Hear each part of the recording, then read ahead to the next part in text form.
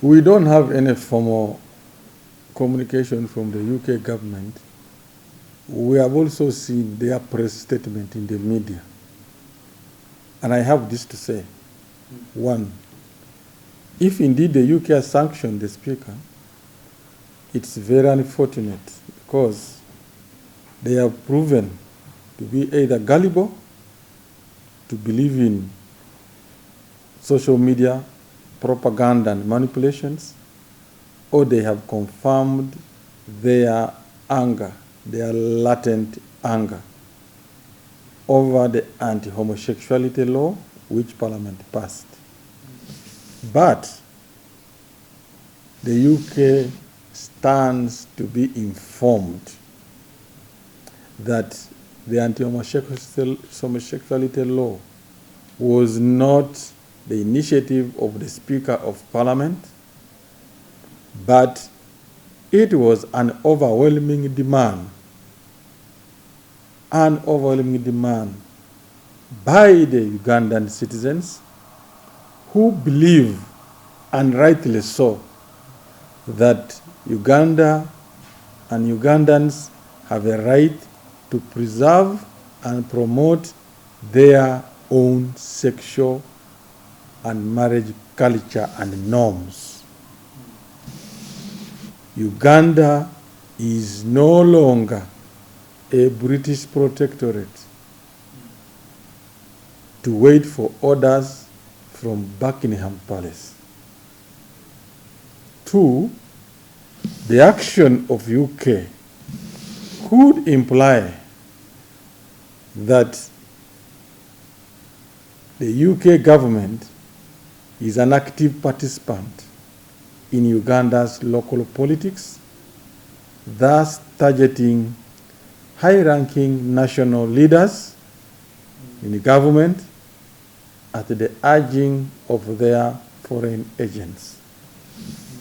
Three, Uganda has regulatory, investigatory, and disciplinary institutions that deal with corruption, and none of them has found the Speaker culpable. Therefore, the corruption allegations are as political and vendetta-driven as they come. Four, if the UK government cared about being fair and objective, they should have known that the iron sheets that they are sanctioning the Speaker for were given to several high-ranking government politicians by the office of the Prime Minister, that is also responsible for disaster and emergencies in the country. And the office of the Prime Minister gave the iron sheets on the reason that MPs and ministers would distribute to their needy communities.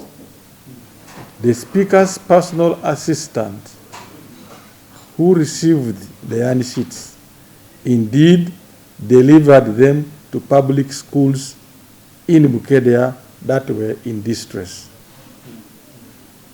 The iron sheets are there.